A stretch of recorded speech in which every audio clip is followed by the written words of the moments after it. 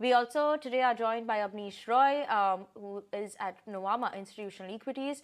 Abneesh, a very good afternoon to you. And I obviously want to just start by talking about this worries about a price war that has maybe started because of the launch of Campa Cola. It surely seems to be a bit priced cheaper compared to other beverages when you look at it in terms of Pepsi, Coca-Cola, or other colas as well.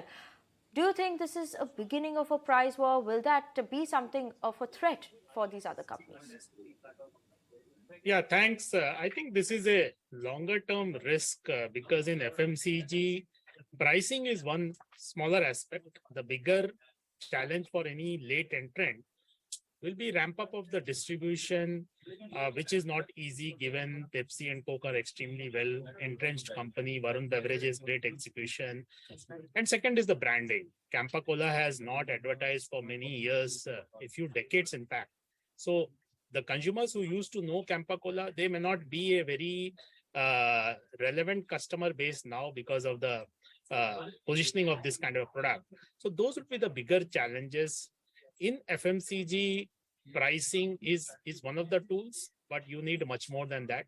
So I will say that yes, Reliance has acquired two businesses here, two brands here, so Campa and Socio Ajuri. So this shows that Reliance is focused on this business a bit more, because if you see the consumer behavior here, consumer is a bit more willing to experiment in this category versus a say toothpaste or a hair oil Chyawanprash.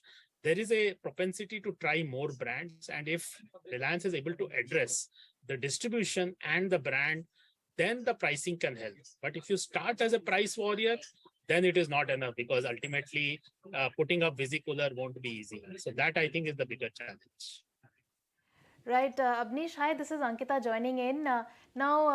We did see Coke, standing up to the Campa Cola challenge. Now, they cut the 200 ml bottle prices by 5 rupees. Do we also see brands experimenting with the SKUs or pack sizes to curtail the competition?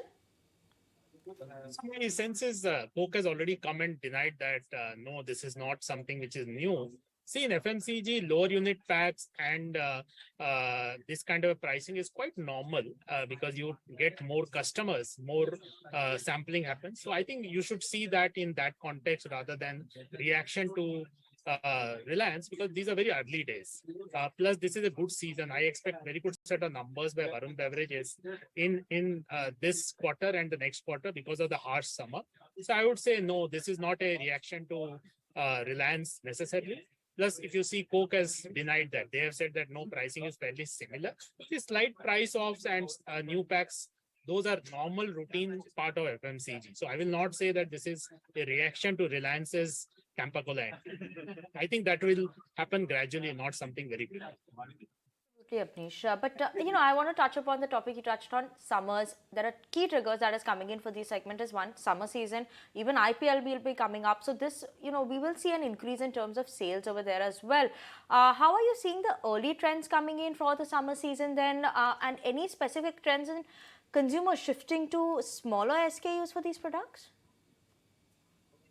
No, definitely summer demand is quite strong across the board. So we are seeing, for example, in beverages, we are also seeing that in ice creams, and across the board we are seeing benefit. And this time, if El Nino happens, that again means that it will be extended summer season this time, which again bodes well for this category, may not bode well for broader consumption, because then the rural farm incomes could get impacted.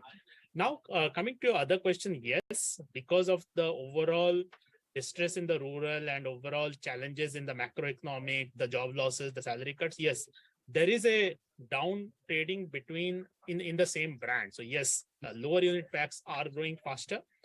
So you are absolutely right. This is the behavior we are seeing across FMCG categories, that the lower unit packs are growing faster. So to that extent, every company is trying that. It will definitely help in the volume growth. Yes, the margins could be a bit lower in the lower unit packs, but it helps you get more customers and more volumes also. More volumes also is what we are expecting this time. But then I just want to understand in terms of overall the FMCG pack discretionary side, how is that shaping up? Is that a bit of a concern, whether you talk about discretionary spends or in terms of even QSR spends, especially that comes a bit in discretionary as well? So in discretionary, there are multiple segments. We are quite positive on paints. We expect a very strong quarter for Asian Paints, Berger Paints, Indigo, etc. We expect margin improvement. But you're right. Many other discretionary forms of consumption are seeing initial timing of slowdown because of the macroeconomic challenges which I mentioned. So yes, USR obviously will see more competition also because every player is also expanding. Plus, there is a cutback in a lot of the urban cities. There is a cutback, and now the work from home and home delivery, those have are seeing more challenges because that was in the base, but now customer is going out and eating more options which are available. So I would say yes, overall QSRs are facing that challenge. Okay. I think we just snapped that line with Abneesh. But yes, seems like discretionary, some of these segments are facing a bit of a pressure there. But yes, paints is what Abneesh is positive on the discretionary side and expect a good number coming in this quarter. On that note, that was a roundup of the FMCG space. Campa Cola coming in as well. We're going to slip into a short break.